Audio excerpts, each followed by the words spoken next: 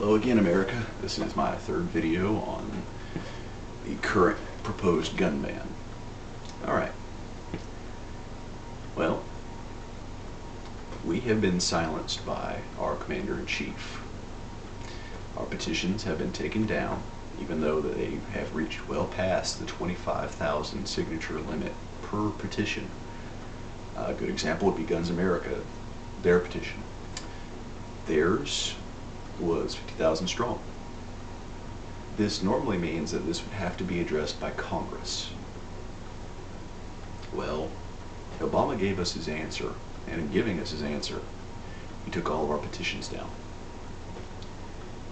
This instead is to call you, like me, the American people, into action.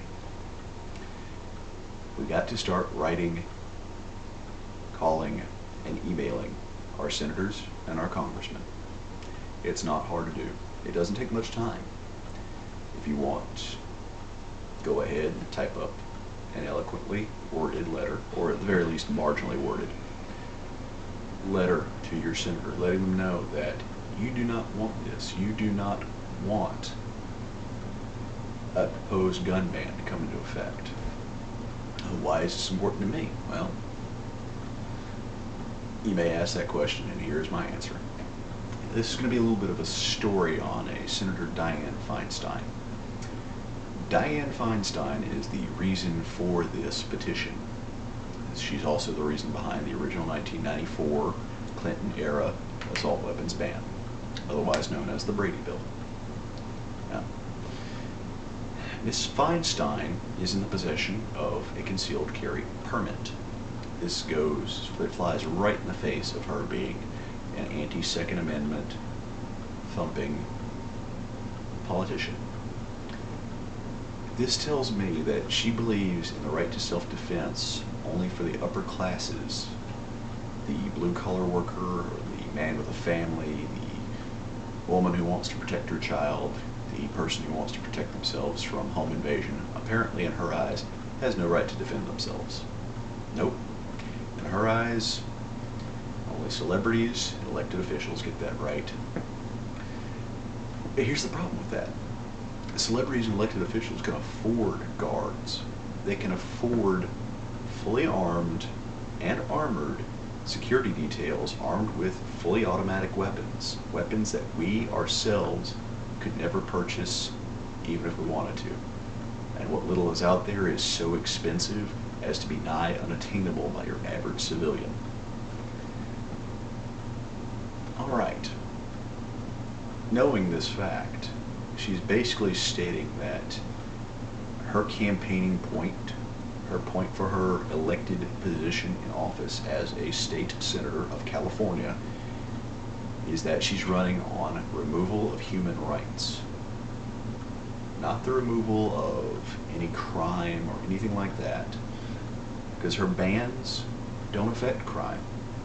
Go back and look at the FBI's findings during the Clinton administration all the way up to about the middle of the Bush administration on violent crime.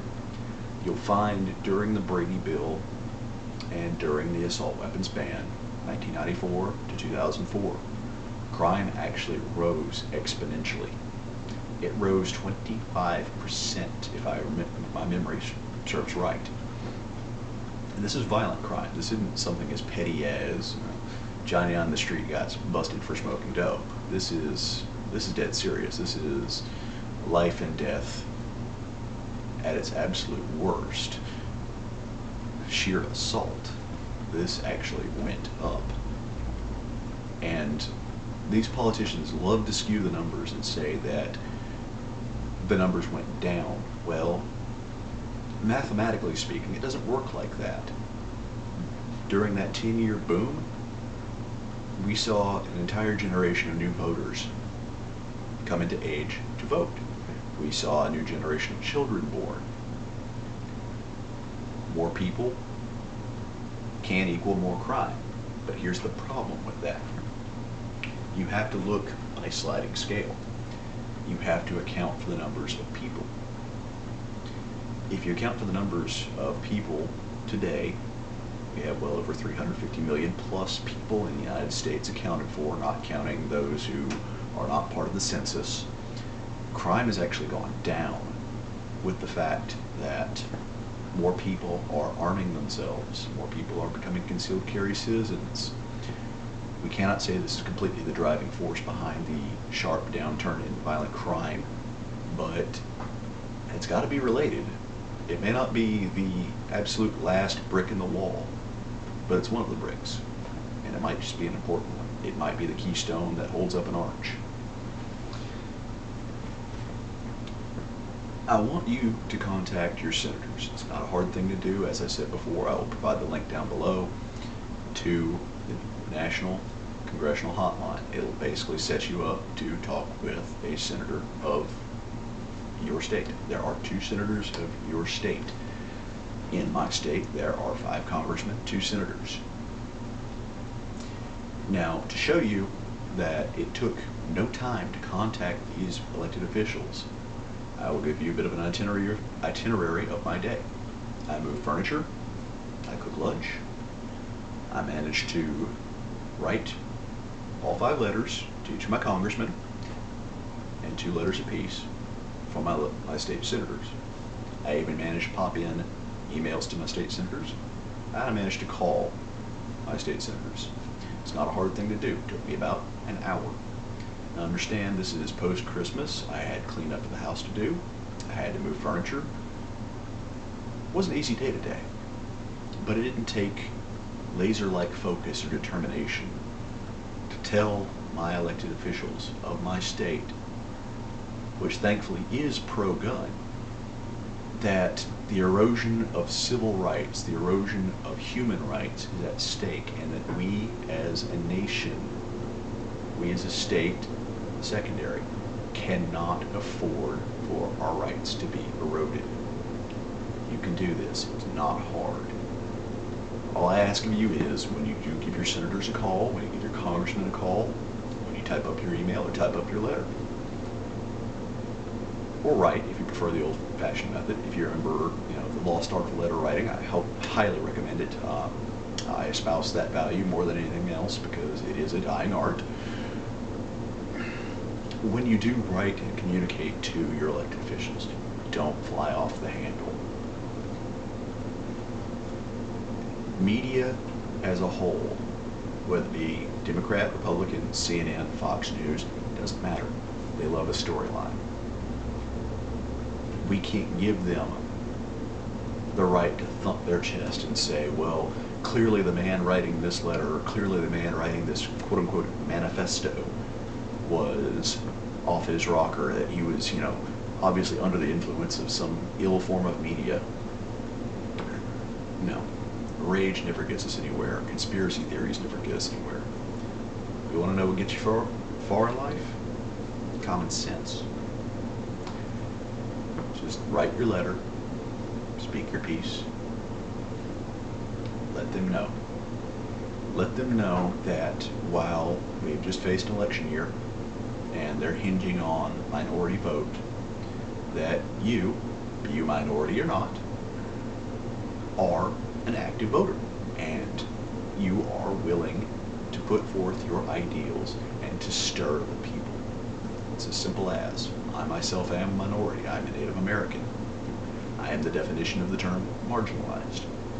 But with that said, I'm not going to play the race card. I am not going to say, well, I believe I'm owed something. I am not of the entitled generation. I work for what I have. Simple as. If there is a problem, I will do everything within my power to fix that problem. If there's a problem bigger than me, like you should do, I will do everything to rally people, whether it be creating YouTube videos or contacting elected officials. It's not hard. Yes, it does take a little bit of guts to step in front of a camera and say, okay, I'm going to broadcast my face to the entirety of the world over a video sharing network. Whether you choose this or another video sharing network is strictly up to you, but take your time. I'm going to provide a link to Urban Tiger 74, who's been a big encouragement for me to do these videos. in the links below. Highly recommend you check him out. He's a very solid YouTuber. He's been around the block a while in terms of YouTube video communities, and I do believe you'll like some of his videos. He's got quite an opinion which matters. For the simple fact that he's got common sense. He's not someone who's going to fly off the handle. It's very easy to get emotionally overcharged in times like this, but we can't. We just cannot. A group that has would be Alex Jones fans. I do not like nor watch Alex Jones, but I don't dislike him either. But his fan base is emotionally overcharged. They have a tendency to fly off the handle. Now, this is not common for all of them. I know several people who watch Alex Jones on a regular basis who are calm, rational individuals. We must all strive in the communication to our leaders, our elected ones, mind you. I hate to use the term leaders because that really sounds awful, because they really don't lead us, because let's be absolutely honest, from the political standpoint, it's still we the people. We put them in office, we can take them out of office. Don't go making threats, don't go doing anything like that, but still, get your point across. It's very important that we do this. Hope you had a wonderful Christmas. Get out there and do something. To quote Jello Biafra, lead singer of the Dead Kennedys, on any subject, whether it be political or otherwise, it's better to do something than to do nothing. As always, stay positive, America. Do your part. Just keep being responsible. Keep doing me proud. Thank you for your time, and I'll see you later.